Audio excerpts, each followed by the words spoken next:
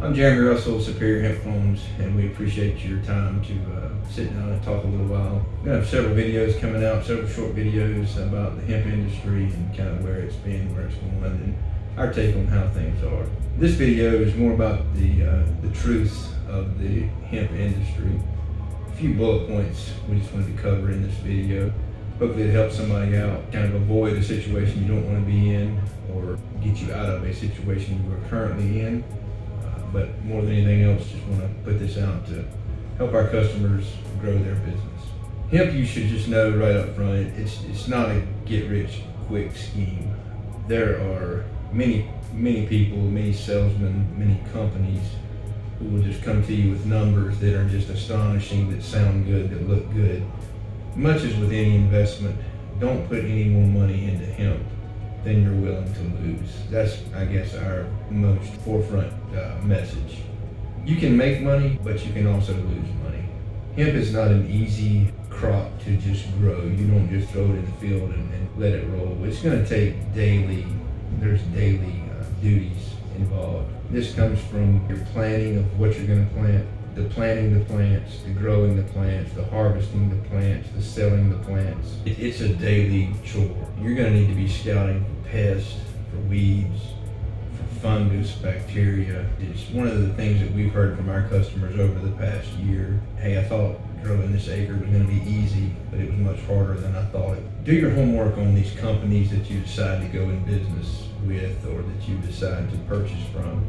There are so many horror stories out there, companies and people that are just not credible, that have got into the hemp space for whatever reason, thinking they're going to get rich, and have decided to just take advantage of folks as they've done this. That's not new to the world, but we have certainly seen a number of people taking advantage of, and we don't want that to happen. Quick Google search of the company, of the people you're talking with, can a lot of times yield information that's helpful to your decision. As far as we're concerned, all hemp will go hot. That's just the truth of it. There are many clone providers, breeders, folks who call themselves experts who will tell you, hey, I've got a variety that won't go hot. Unless they've grown it in your field and you've seen COAs for multiple weeks and it goes 12 weeks and never goes hot, I just wouldn't believe that.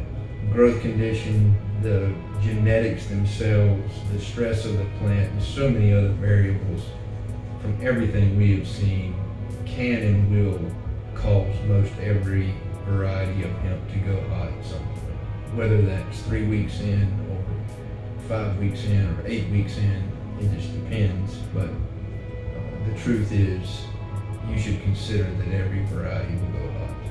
Another kind of misnomer that we've come across is somebody thinks they've grown 5 or 10 plants of cannabis in their past, and now they can grow an acre, 5 acres, 10 acres, 4,000 plants, whatever that number is.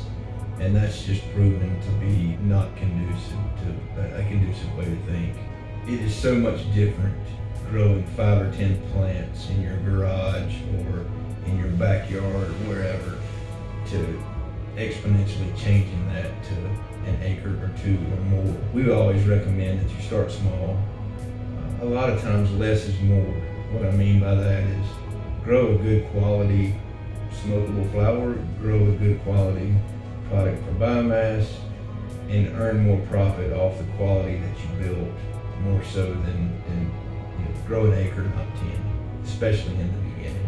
Folks get sidetracked in the COA discussion, certificate of analysis, and think that, well, if somebody's handed me a COA and it has the variety name on it and it has their company name on it, it must be true. And the fact is, unfortunately, a COA is a piece of paper, it's a document that can certainly and very easily be counterfeited.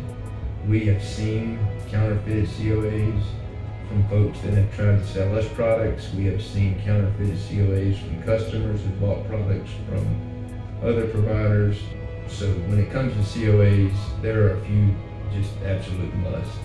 Your provider must be able to provide multiple weeks of COAs. Look at those COAs and determine their validity. Look for a QR code, scan that with your telephone or your smartphone, and it should link to the testing facility that created that COA, make sure the numbers match. Make sure that the batch matches. If there's any difference between the paper you have and the QR scanner document you're looking at, that should raise a red flag.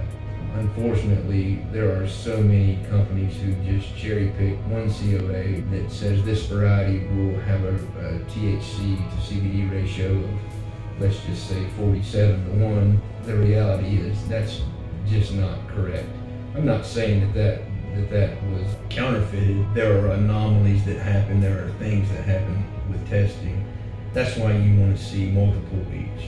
Look for 4, 5, 6 COAs on any one variety that you're going to purchase.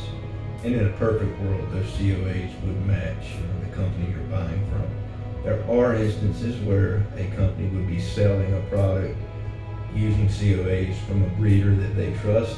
They have brought that product in, and so the product could have the breeder's name on it. But in general, check your COAs. I always recommend look up our blog about how to read a COA and check for its validity.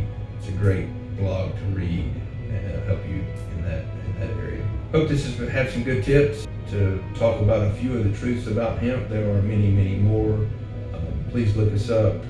Check us out on the web. Give us a call, 704-776-9229. Love to talk to you day or night. And if we can help you out, we'd be glad to.